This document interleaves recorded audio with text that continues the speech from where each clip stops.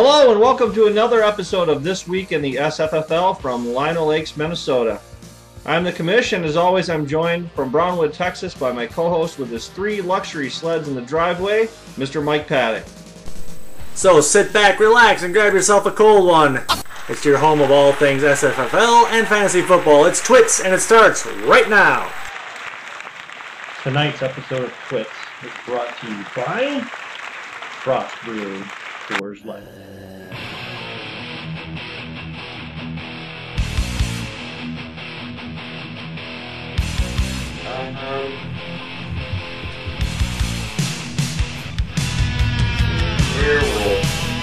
Alrighty, Mikey, here we are back again for week 10 of TWITS and the SFFL. This week, obviously, Mike, we have a old new president as we speak. Yeah, he was going to be my dog of the week, but we didn't film early enough in the week, so. Yeah, it was minus 110. And, or plus 110. And, yeah, it came through, so. Other than that, Mike, up north here, we got hockey season. Saw my son's first scrimmage tonight, so out of the football frying pan into the hockey frying pan. Super Rank 8 cold as ever, just in case you were interested. Nice. Oh. So, Mike, let's start off. Normally we hit the sponsors a little bit later in the program, but let's lead off with the sponsors as we don't have much in the news and notes category. Mike, on the northern tier, ironically, we are sponsored by Sierra Nevada's Northern Hemisphere Harvest. Ooh. That's a wet hop ale. Wow. Extremely, extremely good. I've never had a wet hop ale before. Have you? I don't think so. I'll have to check it out. Up down south here, we actually went the other route. We went with the holiday pack from Sam Adams. I got the old Fezziwig ale. I believe it's a spiced ale or something like that. Yeah. Well, go ahead. I think the last time you were here, you brought that pack over. Yes. A couple Fezzies. I buy it for the chocolate Bach. And there's also another new one, which I'll probably bust out next week. I'll show you that one. So, old Fezziwig. Yeah. Get it while you can. Excellent. All right, Mike. Well, let's break right into the weekly rewind for week number 9. The usual 5 matchups on tap. We had Mike, you faced off against Bill, and Bill nipped you 65-45, led by Brandon Marshall. Mike, you got 21 out of McKellar Shore, which is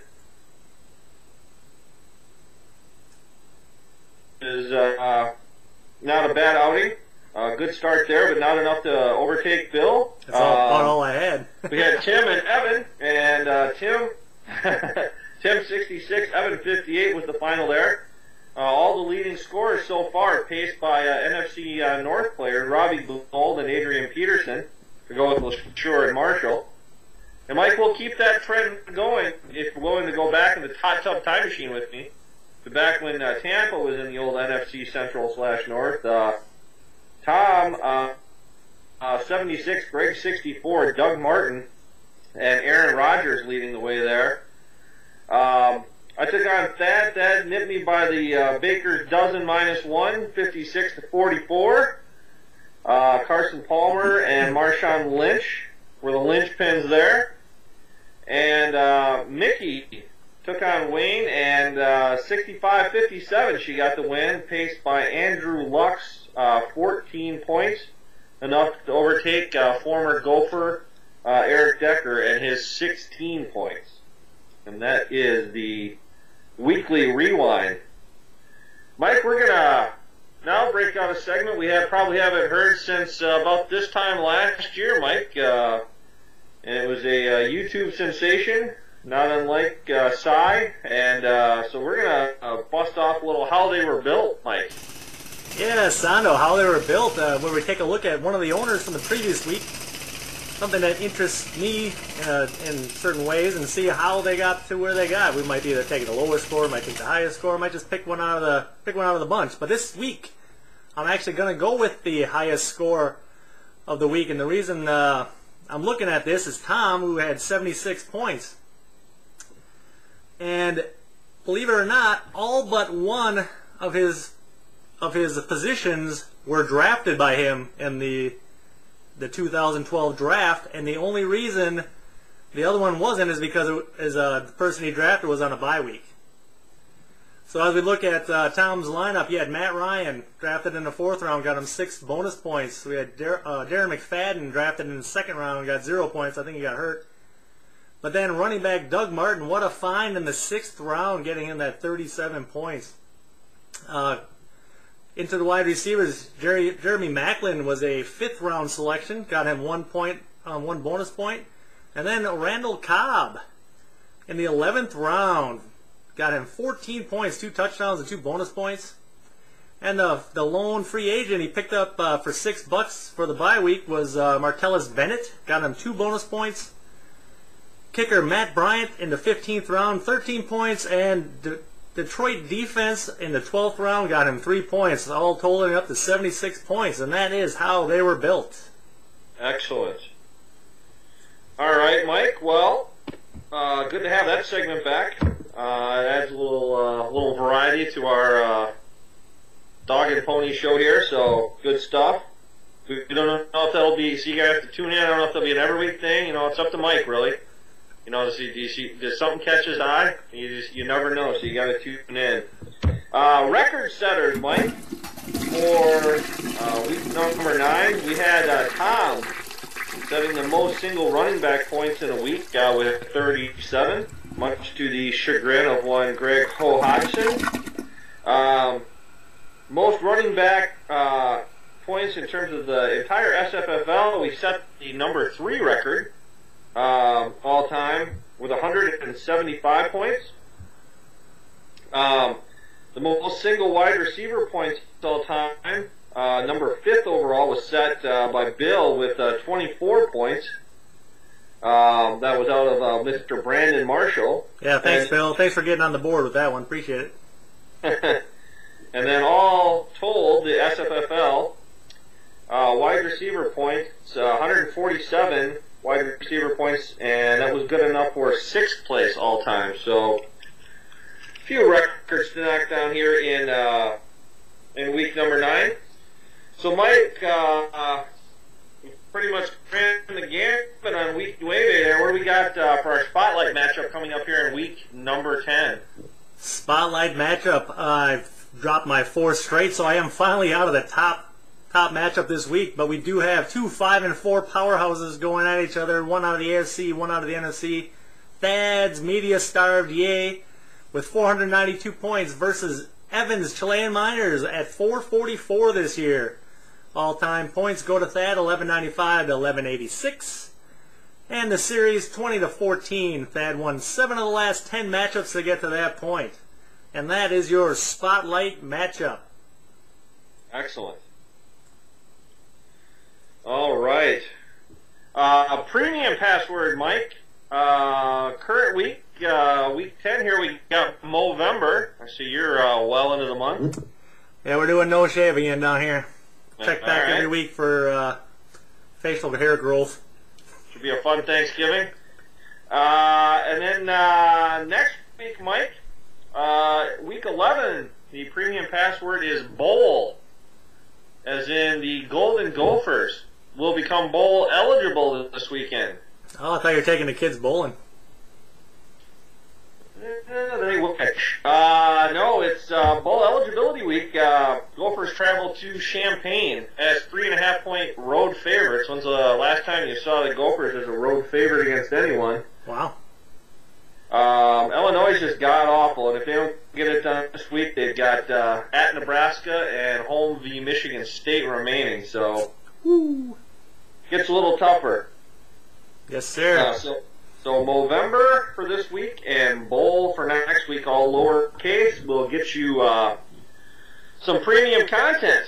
So Mike, let's break into everyone's tertiary favorite subject on this podcast, a little segment we like to call Chalk Talk. Chalk Talk, I tell you what, Mike, I'm trying to catch you, and every week I think I'm going to gain a little ground. Last weekend, sitting in the, well, it was actually a pretty perfect day for me for college football at the bank. It was about 40 degrees, gray, not much precipitation or wind, just kind of one of those gray fall days against the University of Michigan. Game went south, but my college pick did not, as the Bearcats of Cincinnati. Sick 'em Bearcats. Sick 'em Bearcats laid the 4 and won by 11 over Syracuse to move Chalk Talk to a very Vegas. Well, actually, this would be extremely good at Vegas. 75% at 6-2 on the year, but still lagging the dog of the week, as we'll get to in a minute. Been on a little bit of a roll going back and forth between the college and the pro, so I'm going to keep the train rolling. We're going to go over to the NFL this week, Mike, and a team you were latched onto in the dog of the week, I believe 2 weeks ago, or 1 or 2 weeks ago. The Atlanta Falcons this week, 1.5-point favorites at New Orleans, and as good as the Saints defense looked on Monday night, I'm guessing that had more to do with Philadelphia and their situation than New Orleans defense actually improving after 7 god-awful weeks. So I'm going to take, it is on the road, division game, but Atlanta's offense in that environment should have absolutely no troubles in putting up more points than the Saints. So I'm going to lay the 1.5, Mike, to hopefully get me to the 777 mark for the year. So we shall see. Yeah, I think that's a good pick. New Orleans defense is god-awful. Yeah, I don't know if that line's inflated or deflated, depending upon how you're looking at it, based upon this last week where they only gave up whatever it was to Philly, 13 or whatever. But I watched New Orleans a lot this year against Denver and Kansas City and everyone else, and they are having trouble stopping anyone. So I think Atlanta, with their mojo, should do just fine. Mike, dog of the week, continues its ungodly roll, 8-0. Now this is the time of the year, much like the Packers last year. You start to hear the whispers. Can he go undefeated? Can he go 16-0? So you got to keep focused, Mike. That's very important. You got to keep focused, one game at a time mentality. You gave us Tampa Bay last week, I believe, plus 1.5. Once again, not needing the points. I think that's 7 out of your 8 wins have not needed the points. Tampa Bay wins outright in Oakland. So dazzle us here for week number 10, if you would. Yeah, I'm not going much out on a limb again this week. Philadelphia at home getting 1.5 against Dallas. Dallas is kind of in a disarray. Their running game, their defense, just the whole team in general. I mean, you got Jerry Jones, doesn't know what he's doing. If you listen to Aaron Rodgers' interview on 60 Minutes, he talked about having an NFL owner versus owned by basically the city or a group of people, and how you don't want a guy that doesn't know anything about football sticking his nose into business. So Dallas is in shambles going into the unfriendly confines of Philadelphia again, and I don't know, I just don't see it. I'm going to take Philadelphia and the points. And that is your dog of the week. Plus, Jerry Jones likes to hit him some glory hole, so that's never good either. All right, Mike. We will put that one in the books and see how that shakes out. You'd be 9-0. That pans out, so quite impressive. All right, Mike, let's get to Game of the Week. And the commish last week puts his nards out on the line there, takes the 6-point underdog Pittsburgh Steelers, the no-hotel Steelers, flying in on game day, and they squeak out a win in New York to get us even on the year, Mike. 3-5 for both of us. Much more respectable than how we started, so Let's take a look at our game this week, Mike. We've got our spotlight game of the week is Houston at Chicago, I believe, Sunday Nitro. Who do you like in that one? Yeah, we got, what is it, two 6-1 teams going up against each other. The only loss to each team was to the Packers. Go figure. Oddly enough. And, I don't know, I'm going to go with Houston. It looks like they're a 1-point underdog in this game. And I think that their defense will be enough to rattle Jay Cutler. That's all you need to do against Chicago, is rattle Jay Cutler a little bit. The reason he's getting out, or the reason they're winning mostly, is because of defense and special teams. They get him, 14 points a game. He doesn't have to do much. Don't even get me going on that. Boncher got an earful sitting here watching football last week. It is uncanny. I don't know how many defensive touchdowns Chicago gets, but it's like 2 a week. I mean, bare minimum. Yep. Pardon the pun. Well, you gotta look and see who drafted their defense to figure out why. Oh yeah, good point. I'm gonna go not so fast, my friend. This game is in the Chicagoland area, where Chicago has proven unbeatable so far this year. I completely agree with you and Mr. Charles Woodson, who I believe after that Chicago game said, we just gotta rattle Jay. He'll make mistakes, but something may have clicked for that boy, because he, since that point, has been playing pretty well. I like Chicago's running game. About the same as I do Houston's. Houston did not impress me last week against Buffalo. I thought they would annihilate Buffalo at home coming off a bye. I mean, Buffalo 31st to 32nd in terms of points given up, and Houston struggled with that team for quite a while at home. Obviously Houston can run the ball much like Chicago, but I like Chicago's passing game in those conditions better than Matt Schaub and Andre Johnson.